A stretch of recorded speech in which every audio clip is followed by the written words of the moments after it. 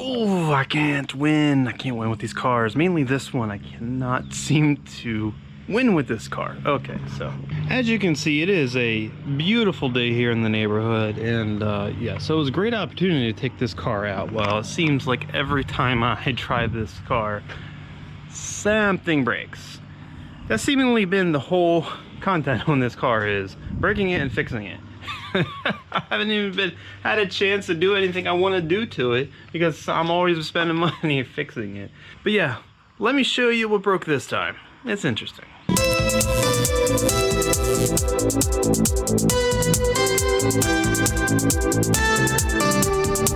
Alright, so I took the car out today. It was doing fine. It's actually running pretty solid. Well, actually, as luck would have it, on my way home, actually on my road, this road right here is actually probably like a mile long to where it comes out of. It's like a peninsula. Practically, once I got into the neighborhood, I started noticing a little bit of extra shaking, a little bit of extra vibration. This was just after getting into, you know, some boost, you know, going like half throttle. And I'm like, crap, it's misfiring again. So I'm like, oh boy, what? I don't even know what it could be at this point in time. It just really blew my mind. And I'm like, okay, I changed all of the spark plugs. I changed all the wires, the coils, everything. It shouldn't be doing this anymore. I should have no misfiring issues. Well, if you remember correctly, I always complained that this exhaust pipe, which goes to this side of the engine, it always had a misfire, and I always thought it was spark related and or blaming it on the O2 sensor down there. Well, I think I finally found the real culprit to this. So check it out. Let me get the car going here, and we'll do a little bit of diagnostics. So I'll run you through exactly what I did.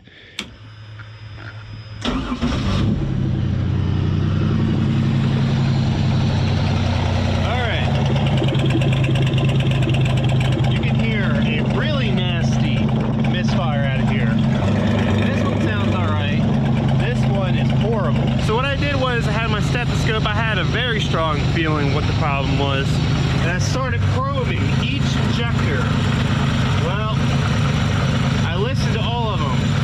This one didn't sound like much. This one sounded fine. This one sounded fine. So then I went and did this, and guess what happened? I unplugged this injector here. You hear a change in sound? I don't. Let's go to the middle one just to be sure.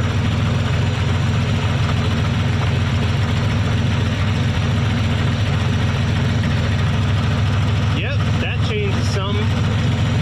Hey, just for good measure, let's try this last one. Yep, that changes something. But this one over here, number 6, unplug it one more time. No change at all. So what we have here is a dead injector. Yep. So that be the case. Now I'm pretty sure this is a mechanical failure and not something to do with any of the wiring. And the reason why I say that is because it was right after I went into boost, and then I noticed it. So I'm guessing that mechanically the injector stuck itself shut when boost came in, and that was the end of that. These look like factory injectors. I'm assuming these are from this engine when it was pulled. I don't think they were ever changed. Perhaps cleaned, maybe. I don't know. I don't know too much about that stuff, the details here when this engine was swapped in. I do know that this engine is not the same engine that was originally swapped in when they did the 3800 swap here. The guy I bought it from ended up having a failure on the track, apparently an oil starvation issue. It's taking a turn, you know, pretty fast, and oil sloshed to one side of the pan and it starved the engine. That was it. So this is a whole nother engine. So my guess is those injectors is whatever was either on the old engine or this engine. So they've gotten miles on them or whatever. You know, they're factory injectors and they look bad. I seemingly cannot win with this car. It's always something. And sadly, I mean, truth be told, I do not have a ton of money right now, and I've been kind of scrounging every little thing I can, you know, to keep this car going because I want to make content with it. Well, You know, at this point, it's like, crap. Here we go again. This is one of those moments where it's like, you replace it when it breaks kind of issues. Well, one injector went bad. I probably know that if that injector went bad, other ones could very easily follow behind it. And or the other issue is, I know I'm gonna eventually run more boost via the supercharger, a turbocharger, or both, or whatever the case may be. I'm going to need more fuel. So it's like now I'm in a situation where I really can't afford a new set of injectors, but it's stupid to spend 50 bucks or whatever, I don't even know how much they cost, on an injector just to replace one that's busted, when it's only like 200 and something for a set of much higher flowing quality injectors for this engine. It really is annoying. I mean, I'm telling you, this is one of those projects where it's like, what did I do? This is the same type of thing as the Fox body.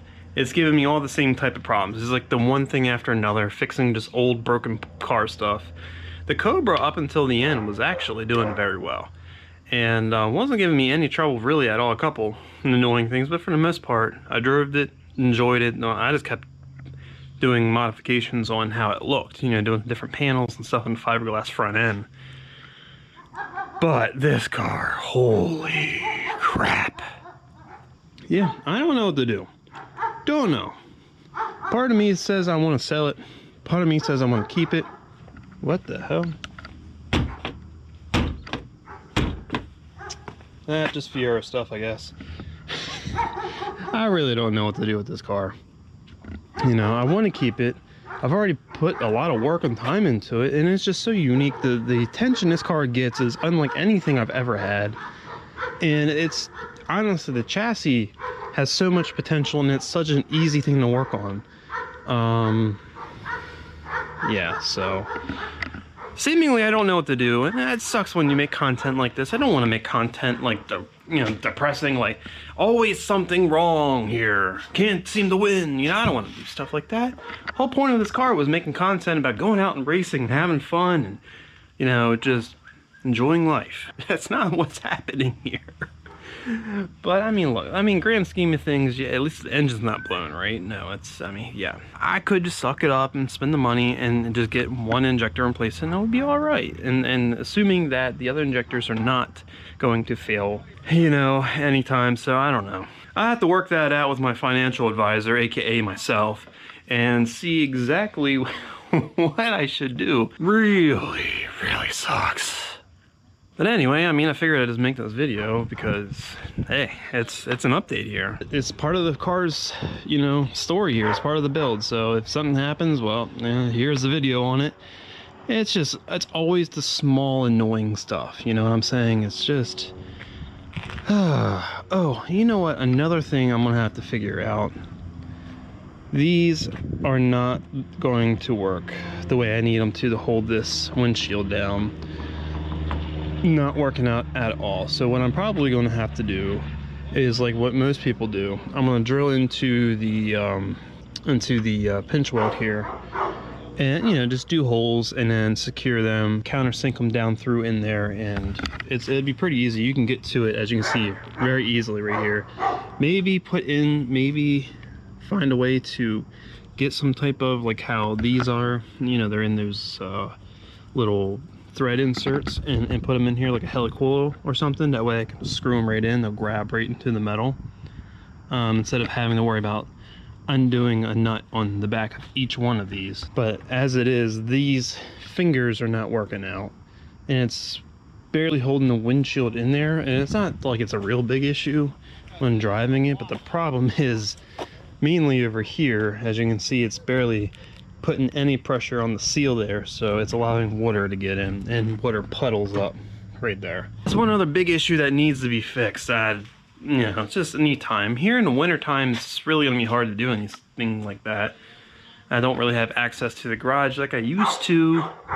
Kind of been kicked out of it, so and it sucks. Actually, today it was so nice. Could have gotten stuff like that done, but it is what it is. But I mean, regardless, that's the update here for the Fiero, and it's new discovery. Oh, it was a pain in the ass. I love it. No, I don't. Anyway, that's gonna be it for this video. If you like the video, please give it a thumbs up, share it with everyone you know if you want to see more content like this and you haven't already. Subscribe to the channel, keep a lookout for the next true car enthusiast video.